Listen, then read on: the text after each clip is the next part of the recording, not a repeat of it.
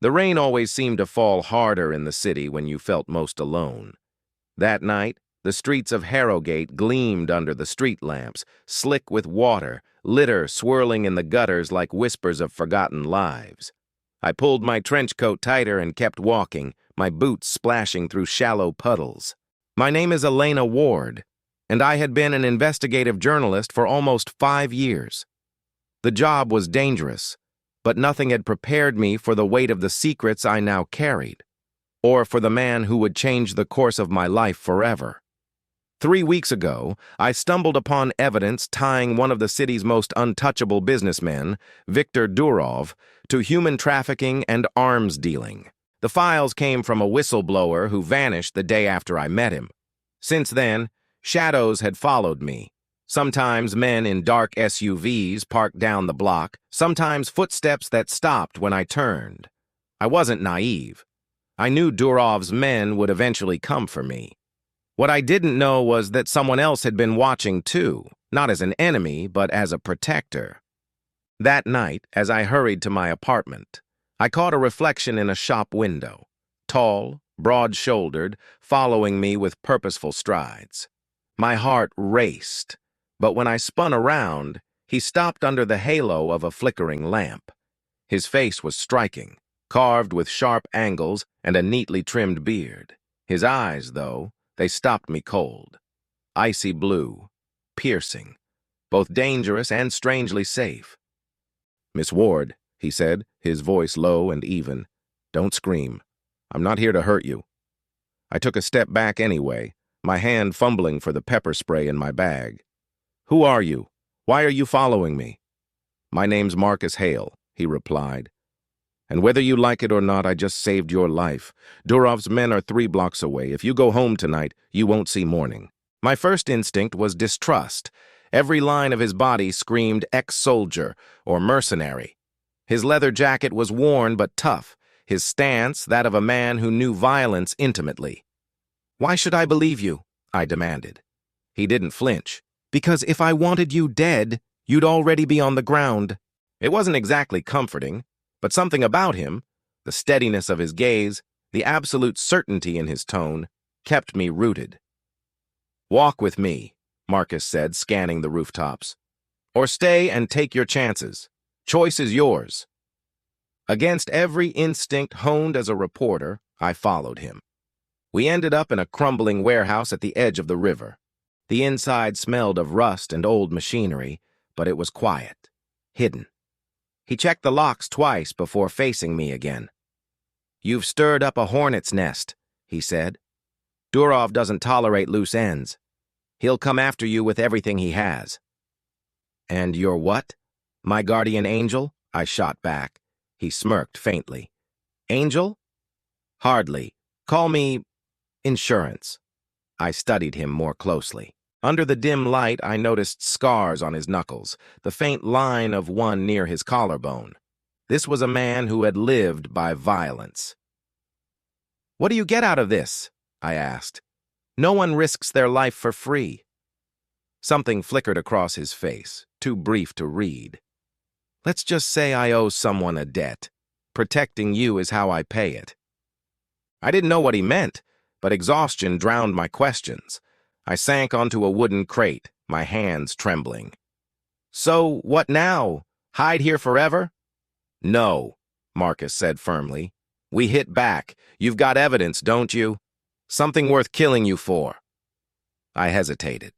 My laptop and hard drive, locked in my apartment. Going back meant walking into Durov's trap. He read my silence like a book. Then that's where we start. The next evening, we crept toward my apartment under cover of night. Every step felt like a heartbeat too loud. Marcus moved like a predator, smooth and silent, while I stumbled to keep up. Inside my building, the elevator was broken, so we climbed the stairs. On the 4th-floor landing, Marcus froze, holding up a hand. His ears seemed to catch sounds. Mine couldn't. He whispered, "2 men inside, armed." My stomach dropped. "How do you—" "Stay behind me," he ordered. Before I could argue, he shoved the door open and surged forward. What followed was chaos, a flash of steel, fists slamming against jaws, bodies crashing into furniture. I pressed against the wall, heart hammering, as Marcus dismantled both intruders with brutal efficiency. Minutes later, silence returned. The men groaned on the floor, unconscious. Marcus wiped blood from his knuckles like it was nothing. "Go," he urged. "Get what you need." With shaking hands, I retrieved my laptop and hard drive from a hidden compartment behind the bookshelf. The sight of my small sanctuary ransacked by strangers made my throat tighten. "They were waiting for me," I whispered. "They'll keep waiting," Marcus said grimly, "until you're silenced." For the first time, the reality sank in. This wasn't a story anymore. It was survival. Back at the warehouse, I confronted Marcus. "Why me?" I asked. "Why go to these lengths? You don't even know me." He leaned against the wall, his expression unreadable. "Because once, someone risked everything to protect me. I didn't deserve it. They paid the price. I swore I'd never let it happen again." There was a rawness in his voice that silenced my next question. Beneath his armor of strength, there was a wound. I realized then that Marcus wasn't just my protector. He was a man trying to atone for something buried deep in his past. And though fear gnawed at me, I felt something else stirring, a fragile thread of trust weaving itself between us. The next few days blurred into a rhythm of tension and whispered plans.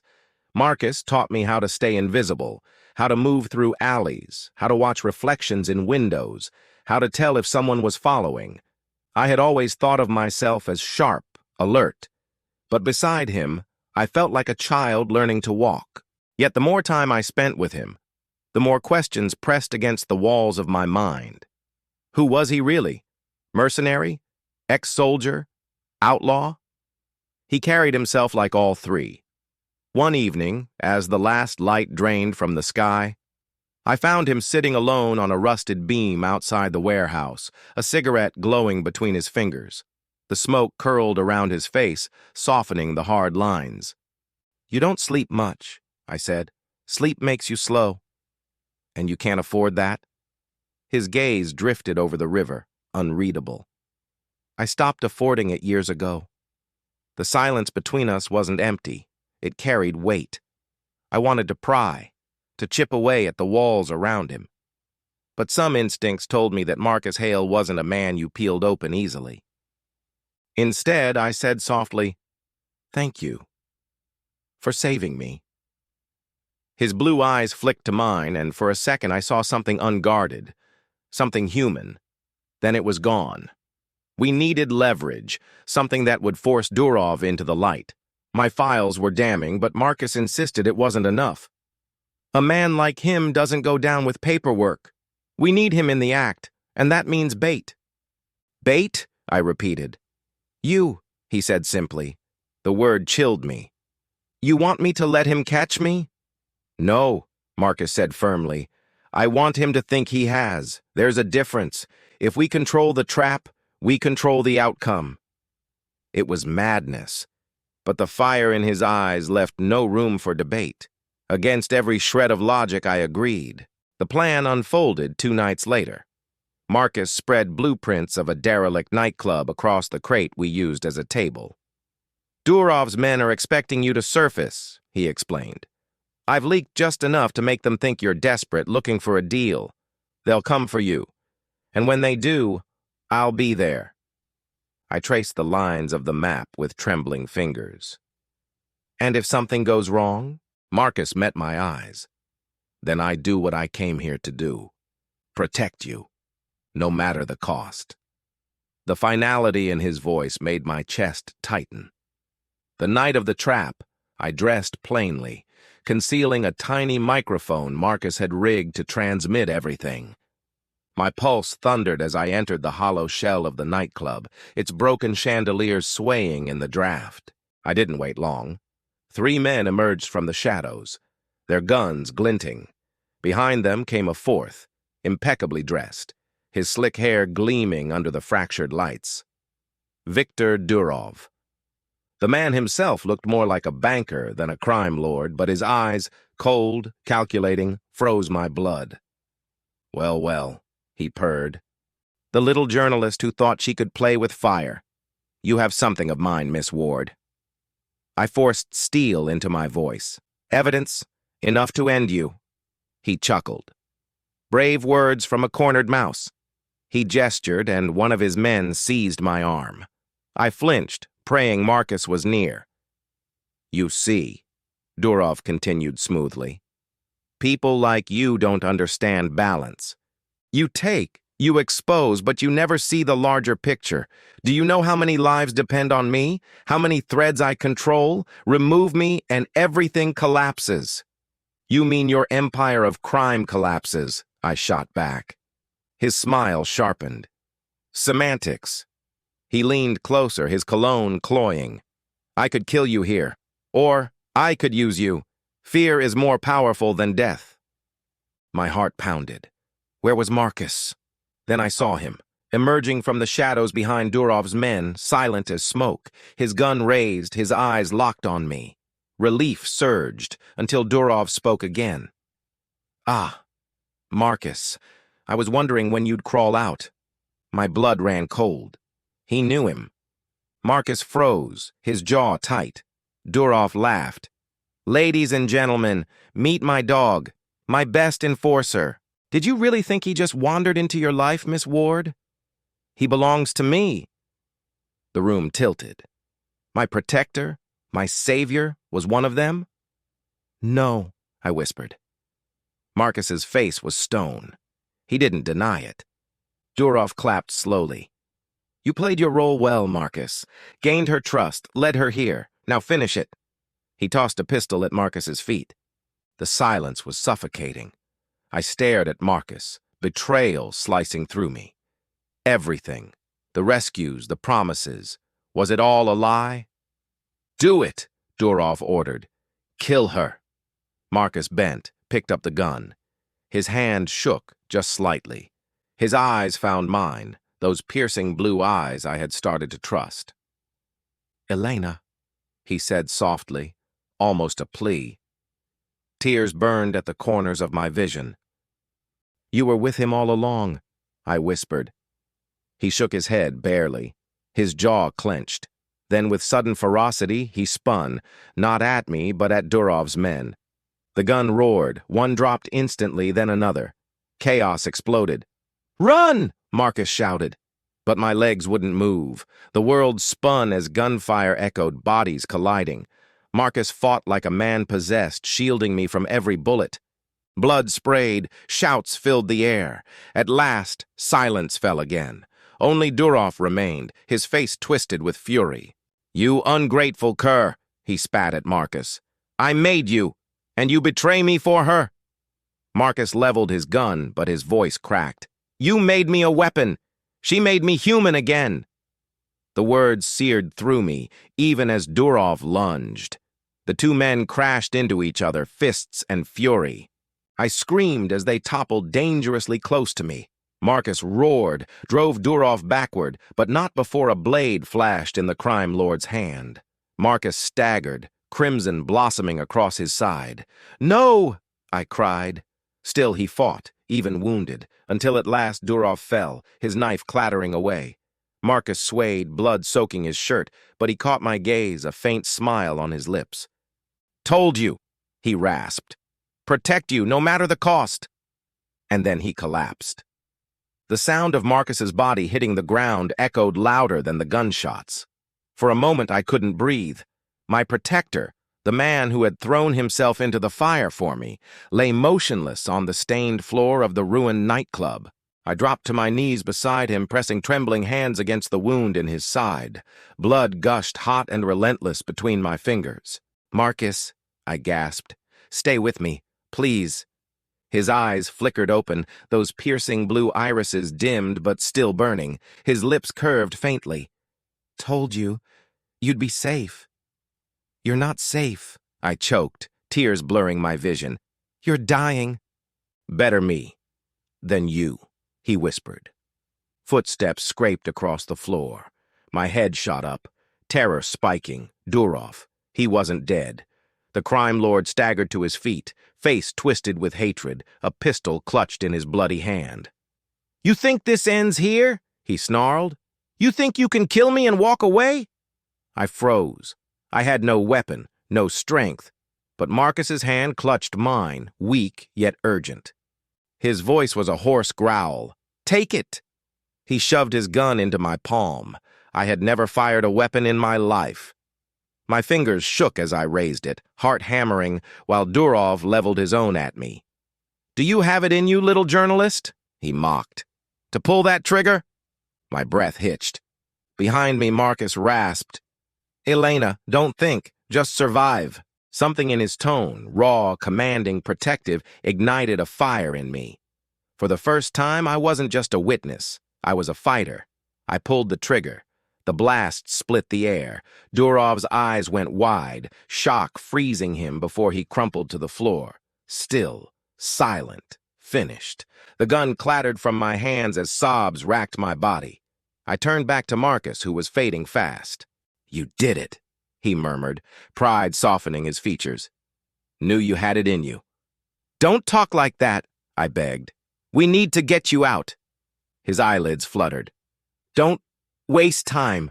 Leave me. Save yourself." "No!" My voice broke. "After everything. You don't get to give up now. Not after you saved me." I tore strips from my shirt, pressing them hard against his wound. My hands shook, my tears fell onto his chest, but I refused to let him go. "You're not just my protector," I whispered fiercely. "You're the only reason I'm alive, and I'm not letting you die for me." His gaze softened, a tear glistening at the corner of his eye. "Elena." For the first time, his walls cracked wide open, and I saw the man beneath the scars. Not a weapon, not a mercenary. Just a broken soul desperate for redemption. The night bled into chaos after that. Sirens wailed in the distance. Someone must have heard the gunfire. I dragged Marcus's arm over my shoulders, forcing my trembling legs to carry him out of the club.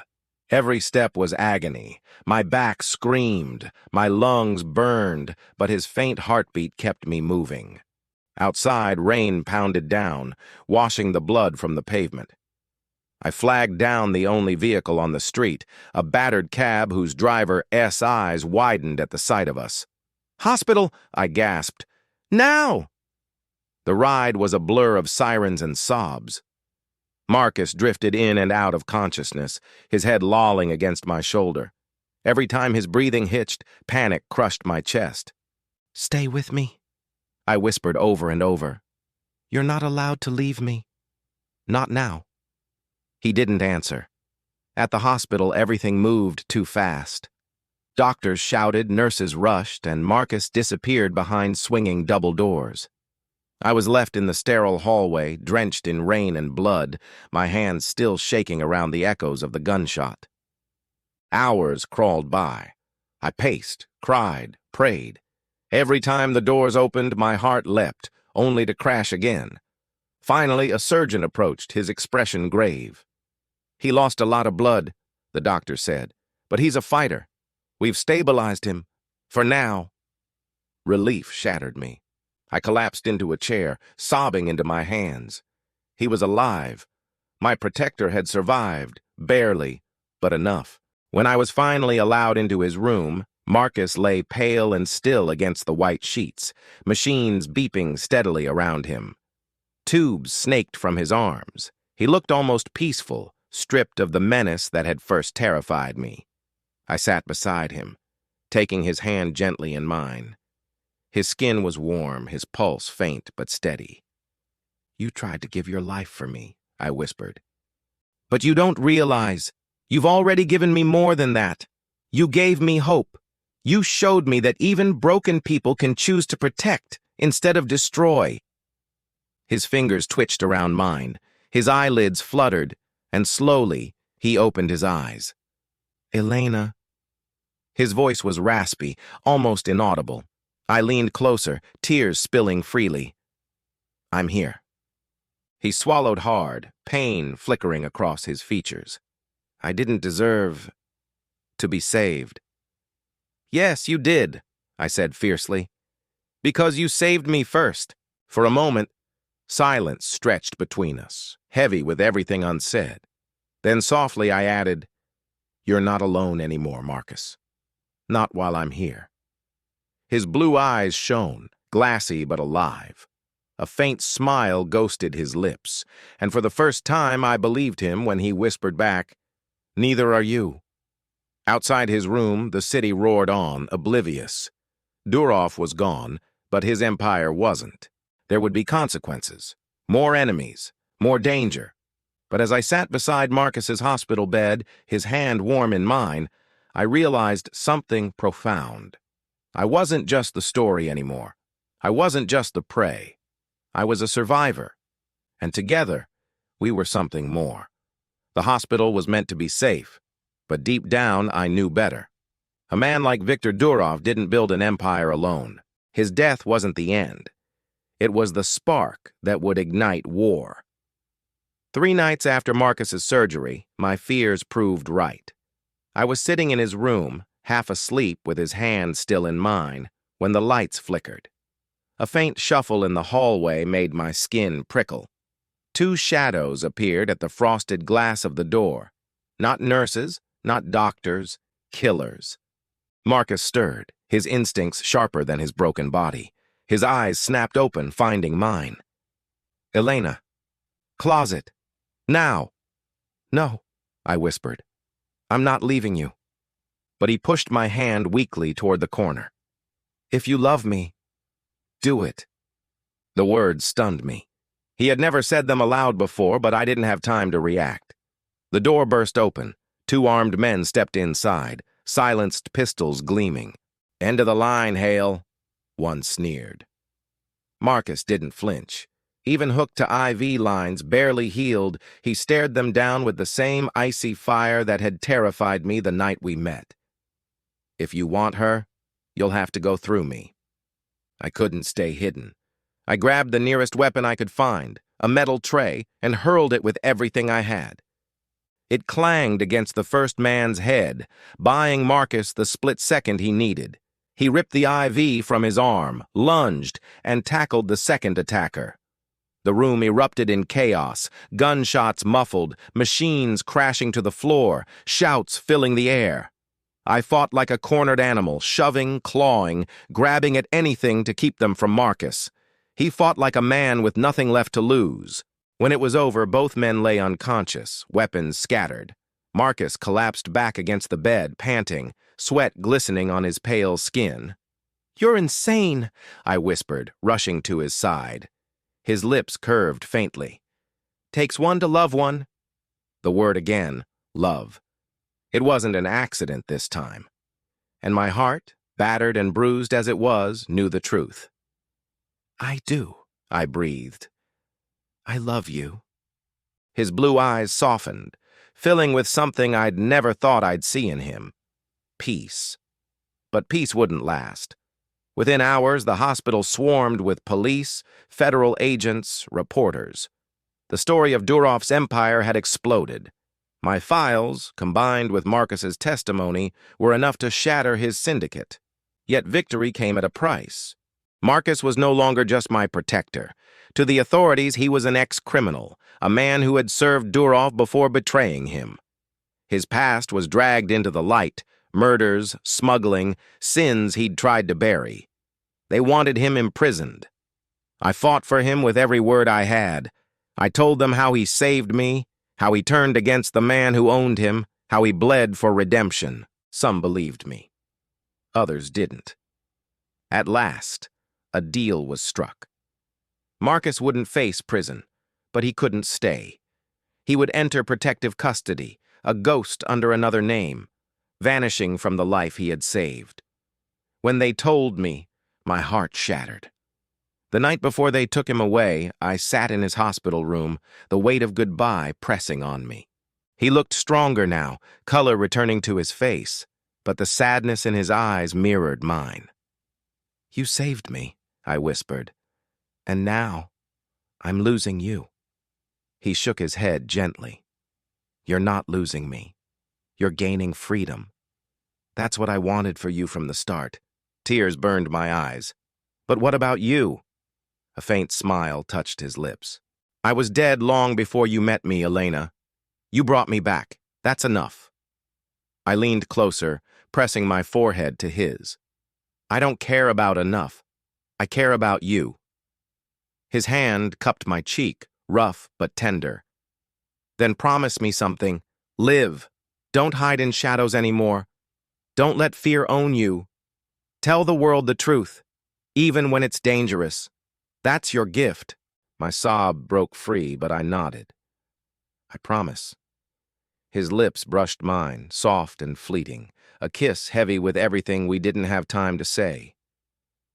I love you, he murmured against my skin. And then they took him away. Weeks passed. I returned to my apartment, repaired the broken locks, and reopened the files that had nearly cost me my life. My articles exposed Durov's empire to the world. People listened, victims were freed, justice, imperfect but real, was served. Every word I typed carried Marcus's voice in my head. Don't hide, don't let fear own you. I never saw him again. But sometimes, when the night is quiet and the city lights blur through my window, I imagine those blue eyes watching from the shadows, making sure I'm safe. He was my protector, my betrayer, my savior, my love. And the lesson he left me will never fade. True strength isn't in taking lives.